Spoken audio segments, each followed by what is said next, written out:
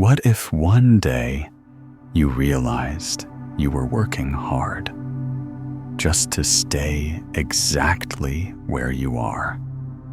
What if your alarm clock owned your mornings, your boss owned your days, and your tired body owned your nights? What if you were alive, but not living? That question hit Deven one rainy Monday morning, not like lightning, but like slow truth. He looked at his suit, his office bag, his tired reflection, and for the first time he wondered, whose life am I actually living? Mine or the company's? Deven worked a classic 9-to-5 that was never really 9 to 5. It was 8 o'clock meetings, 9:30 deadlines, 11 o'clock stress, 3 o'clock anxiety, and late night guilt. His days ticked like a factory machine. Swipe in, sit down, numb screen, fake smile, forced good morning. He wasn't chasing dreams anymore. He was surviving calendars. And every month, the same salary came in and the same life stayed stuck inside the office. He wasn't Deven anymore. He was employee, resource, available. He replied to emails more than he replied to his own thoughts. His boss praised his commitment, but he knew the truth. It wasn't commitment. It was fear. Fear of being fired. Fear of not paying bills. Fear of starting over. Slavery doesn't always come with chains. Sometimes it comes with air-conditioned cabins and monthly salaries. He missed more than meetings. He missed life.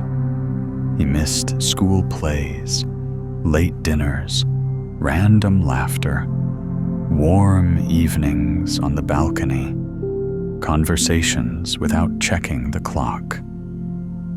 His child stopped waiting at the door. His partner stopped asking when he'd be back. People don't stop loving you first. They stop expecting you first. That's when Deven realized jobs don't just cost time. They cost moments you never get again. His health broke quietly, not with drama, with slow erosion. Late nights, fast food, zero sunlight, headaches that felt like alarms ringing inside his skull. His reflection looked older than his years. His dreams looked younger than his courage. He told himself he'd fix it later. But later only exists for those who choose it. For everyone else, there is only routine and regret. The first crack appeared on an ordinary Tuesday. No tragedy, no drama, just a small realization. If he died tomorrow, the company would replace him by Monday. Same chair, same computer, new name on the email ID. The projects he was killing himself over would simply be reassigned. The only place where his absence would hurt was home. and that was the one place he barely showed up anymore. Meetings became theater. Everyone pretending to care about slides they'd forget by evening. Deven watched faces lit by screens instead of sunlight, and wondered when they had all agreed to live like machines. They joked about stress like it was weather. They wore burnout like a badge. Deep inside, a quiet question echoed. Is this really the only way to live? Or just the most common? His body kept the score. Chest tightness, sleepless nights, sudden anger at small things. Food lost its taste. Days lost their color. He Googled symptoms at 2 a.m., not to understand them, but to feel less alone. The doctor didn't prescribe medicine. He prescribed rest. And Deven laughed, because rest felt more unrealistic than surgery. How do you rest when your life is rented by the hour? One night, Deven came home late and found his child asleep with a drawing in hand. It was a family picture. 3 people were holding hands, but in his place, there was only a faint outline, a blank space. The artist had simply left him uncolored, like someone who existed but didn't appear. That was the moment the truth hit harder than any deadline. He wasn't just missing life. Life was learning to live without him. That night, he sat alone by the window while rain stitched silver lines across the glass. For the first time, he didn't distract himself. He didn't open his phone. He didn't lie to himself. He asked a question many people feel, but few say out loud. Am I living or am I owned? And behind that question, another appeared, heavier, brighter, more dangerous. What if I didn't have to live like this? The breaking point didn't arrive loudly. It came disguised as just another workday. A deadline moved up. A client shouted. His boss forwarded blame like an email attachment. Deven stared at the screen while words blurred into static. Something inside him didn't snap. It went quiet. A powerful, dangerous quiet. The kind you feel before a storm, when the wind holds its breath. He realized he was one more humiliation away from becoming someone he wouldn't recognize. He received a message from home. We started dinner without you. Don't worry. Those 2 last words cut deepest. Don't worry. They didn't expect him anymore. He looked at the office clock, the same hands that had stolen years by moving a little every day. In that moment, he saw the trap clearly. Work had convinced him he was providing for family, while slowly trading the only thing family ever really needs: presence. Then came the meeting that changed everything. His boss said, "We need more from you. Not thank you, not how are you, just more. More hours, more weekends, more of the life he had left." Deven heard himself say, "Yes," while inside his mind a different voice whispered, "No more." In that instant, he understood. Companies don't take your life force. You sign it over piece by piece. That night, he stayed late again. The building emptied. Lights turned off floor by floor. Deven sat in the glow of a single monitor, surrounded by darkness. For years he had told himself, "I don't have a choice." Finally, he asked the forbidden question. What if that was the biggest lie? What if cages were mostly mental, and the door had been open the whole time? He walked to the window and looked down at the city. Millions of lights, millions of stories. Not all of them trapped. Somewhere out there were people who had stepped out of the line, who refused to trade their life for a badge and a cubicle. For the first time, he didn't envy them. He joined them in his mind. That's where every escape begins. Not with resignation letters, but with a decision. Deven didn't quit dramatically. There was no movie-style speech, no slamming doors. Change began quietly, like a seed splitting underground. He made himself a promise. "I will never again rely on one paycheck to control my life." Not yet quitting, not yet rebelling. First, he would learn.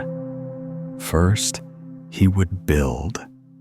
First, he would take back his mind.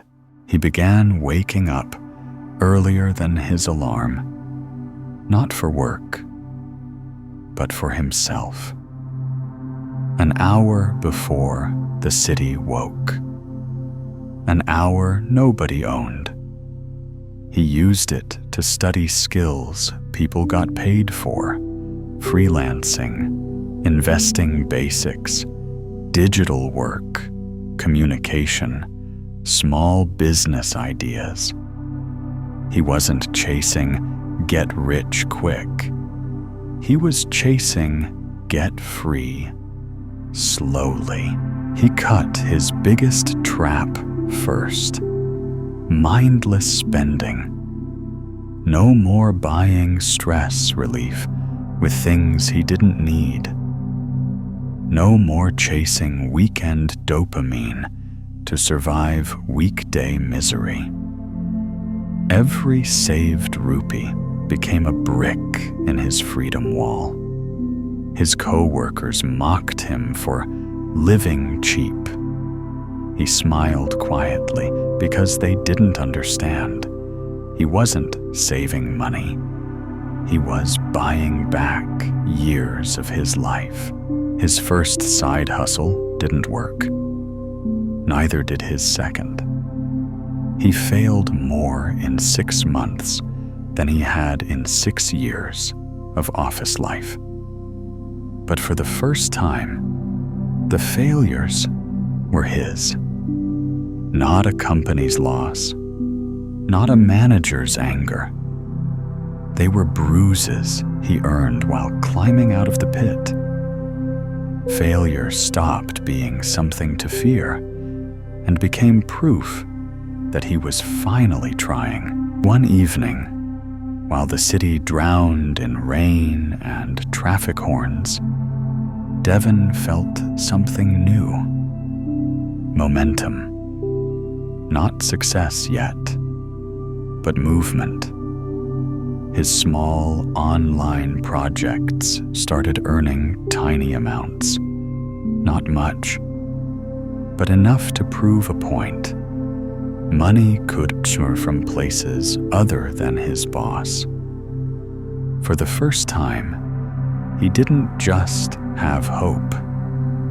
He had evidence. Deven didn't tell anyone at work about his plans. Smiles stayed the same. Sure, I'll get it done, stayed the same. But inside, the ground was moving. He was no longer begging the job to save him. He was quietly building the exit door, brick by brick. The scariest part wasn't the workload. It was the realization that he had stayed trapped for so long. Without a lock on the cage, he created an emergency fund. Not glamorous, not Instagram-worthy, just safety. Months of expenses stacked slowly like sandbags against a storm. Every rupee saved felt like oxygen. For the first time, his survival didn't depend entirely on the mood of his manager. That realization didn't make him reckless. It made him calm. His side income began to grow slow. Stubborn roots. Clients returned. Reviews improved. Work done after midnight started paying daytime bills. He wasn't rich, but he was different. His confidence stopped coming from his job title and started coming from his capabilities. The world looks less scary when you know you can feed yourself without asking for permission. His family noticed the change before anyone else did. Not in money, in presence. He sat with them, talked without glancing at the clock, helped with homework, laughed. He had less free time than ever, yet somehow gave more. That's the paradox of purpose. Exhaustion feels lighter when it's moving you somewhere you chose. Then came the night he ran the numbers. Side income versus salary. Savings versus expenses. Risk versus regret. The math whispered what his heart had been shouting for months. He was closer than he thought. Not completely safe, not guaranteed, but ready enough. The rat race door wasn't wide open yet, but it was unlocked, and his hand was already on the handle. The resignation letter sat on his screen for 3 days. 10 lines of text, and 10 years of fear. He rewrote it again and again, not to impress his boss, but to convince himself he was allowed to leave. His hands trembled, not because he was weak, but because he was finally doing something that mattered. Freedom is never fear-free. It is fear walked through. When he finally hit send, nothing dramatic happened. No music, no applause. Just a small email whooshing into cyberspace. Yet inside him, tectonic plates shifted. Years of swallowed words and silent commutes cracked open. He didn't know exactly what waited ahead, but he knew what he'd left behind: the slow death of living someone else's script. The reactions came fast. Some colleagues whispered he was crazy. Others secretly envied him. His boss switched tones, from irritated to surprised to suddenly valuing him when it was too late.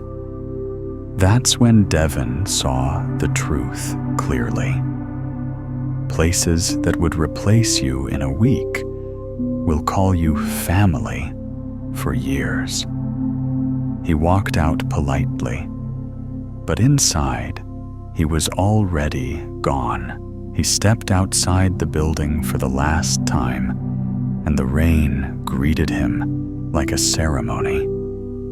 Same street, same sky, different man. The city lights didn't change. His eyes did. Fear walked beside him, yes. But so did something stronger: self-respect. He hadn't been set free. He had freed himself. The first morning after quitting was the strangest of his life. No alarm, no commute, no corporate calendar breathing down his neck. Silence filled the room like a new beginning. Freedom didn't feel loud. It felt responsible. He made coffee, slowly, sat by the window, and whispered to himself, not as a slogan, but as a fact. I work for myself now. Freedom didn't come wrapped in comfort. It came wrapped in uncertainty. There was no guaranteed salary on the first, no HR emails, no manager to blame. There was only Deven, his skills, his discipline, his willingness to show up without being ordered. Some mornings, fear sat across the table from him like an old acquaintance. But unlike before, he didn't run from it. He worked anyway. The first month was rough. Clients delayed payments. Some vanished. Some negotiated like surgeons removing the last rupee. There were days he wondered if the office had been safer after all. But then he remembered the drawing with his missing outline, the empty chair at dinner, the hospital advice for rest. Safety that costs your life is just slow danger. He kept going. He treated his new work like a real business, not a hobby. Fixed hours, clear goals, daily action even without motivation. He built systems instead of chasing luck, portfolios, client lists, automation, learning schedules. He wasn't just trying to make money. He was building a life that didn't require permission slips. Slowly, results arrived. Not miracles, momentum. His income stabilized, then grew. He landed bigger projects, better clients, smarter opportunities. Money stopped being a leash and started being a tool. He invested carefully, patiently, understanding what he was doing instead of gambling. His goal wasn't luxury, it was control of his time. One evening, his child ran to him with another drawing. Same family picture, but this time, he was there, fully drawn, fully colored, holding hands in the middle. He didn't cry. He just closed his eyes and let the moment sink into the place where exhaustion used to live. He hadn't just escaped a job. He had returned to his life. With time, something unexpected happened. People who once laughed at his plans now came to him in quiet messages. How did you do it? They weren't asking for money. They were asking for permission. Permission to dream beyond a cubicle, to imagine a life where they weren't always exhausted. Deven didn't preach. He didn't boast. He simply told them the truth. I wasn't braver than you. I was just tired of being tired. He taught them what he had learned the hard way. Don't jump without a parachute. Build one. Learn skills while you're still employed. Create income streams before quitting. Save enough to sleep at night. Don't escape out of anger. Escape with a plan. The system wants you impulsive and scared. Freedom requires patience and strategy. Rebellion of the calm kind. He also warned them. Escaping a job doesn't fix your life if your mindset stays employed. If you still seek approval, avoid responsibility, and wait to be told what to do, you simply become your own worst boss. Self-employment isn't freedom if you keep the same chains. Real freedom is when you choose your work, and your work also builds you. Deven built systems so he'd never fall back into the rat race trap again. Multiple income streams, investments that grew quietly. A rule: earn, invest, learn, repeat. Not chasing trends, chasing mastery.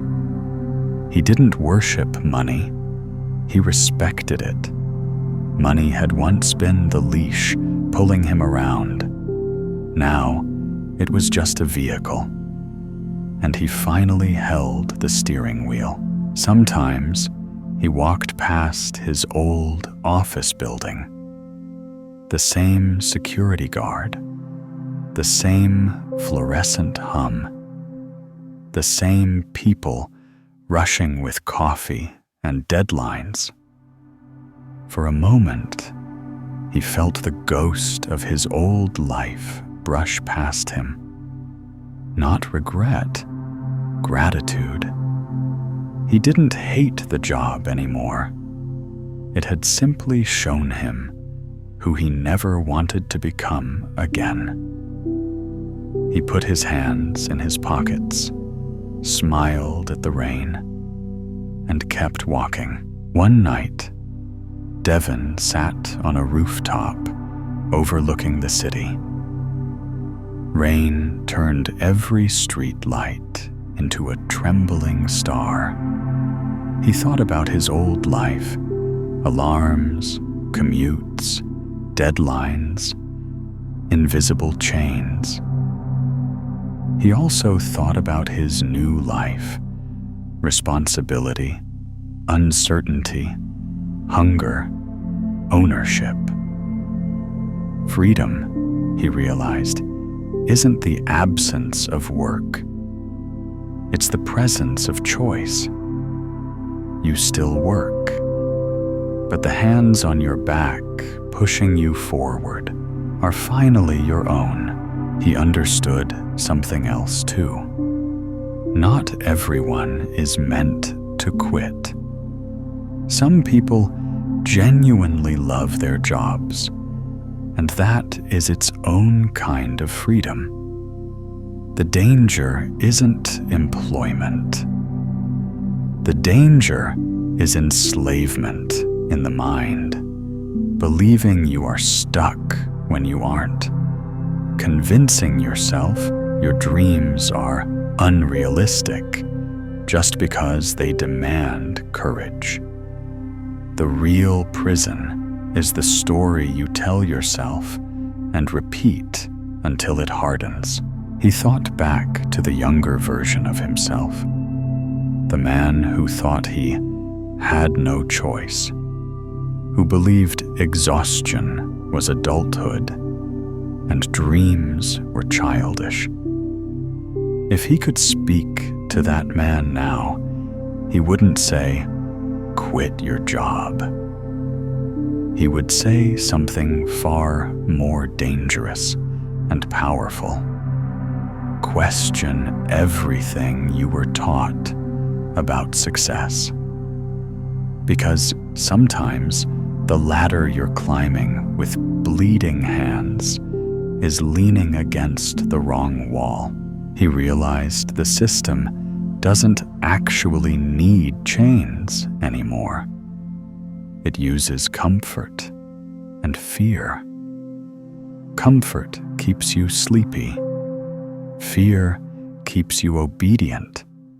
Together, they build invisible walls. Deven had shattered them the hard way, not because he was special, but because he stopped outsourcing responsibility for his life. He stopped waiting to be chosen and chose himself. He looked straight into the night sky and thought of the millions still commuting tomorrow morning, hearts heavy, alarms set, dreams postponed. Not everyone can quit today. Not everyone should. But everyone can wake up. Everyone can start building skills, saving money, planting seeds of independence. Because the question isn't, do you have to work for others forever? The real question is, when will you finally start working for yourself? In mind, in time, in life. Weeks turned into months. The storm inside Deven settled into something steadier. Clarity. Life didn't magically become easy. Some days business was slow. Some days doubt knocked again. But there was a difference now. When he woke up, the day belonged to him. His failures were his own. His victories were his own. And that ownership, he realized, was the real definition of wealth. He no longer chased someday. He lived today with intention. Walks in the rain with his family. Breakfasts unhurried by deadlines. Work that challenged him instead of draining him. He still got tired, but not empty. He was building something that would outlive pay cycles, identity, mastery, legacy. The man who once felt invisible now existed fully in his own life. Sometimes he remembered the man staring at the clock, the man missing dinners, the man whose nameplate mattered more than his smile. He didn't hate that version of himself. He honored him. That man survived long enough to create change. He carried the weight until he learned how to set it down. Without that struggle, there would be no story, no awakening. He finally understood the message life had been whispering for years. You were never meant to be a machine.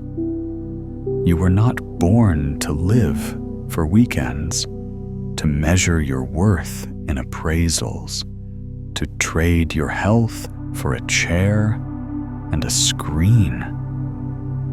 Work can be beautiful. Contribution can be meaningful. But your life, your one brief life, was never meant to be on autopilot. So now he turns to you, the person watching this, the one who hears an echo of their own life in his story. Maybe you're on a crowded train, or at your desk, or lying awake before another alarm. Listen carefully. You are not a slave. You are not stuck. You are not late. Start small. Learn. Save. Build. Question. Become. Don't wait for permission. Don't wait for the right time. Life is not a rehearsal. This is the stage. And one day, like Deven, you will stand in the rain, look at the city, and whisper with a steady voice, I work for myself, in my choices, in my time, in my destiny.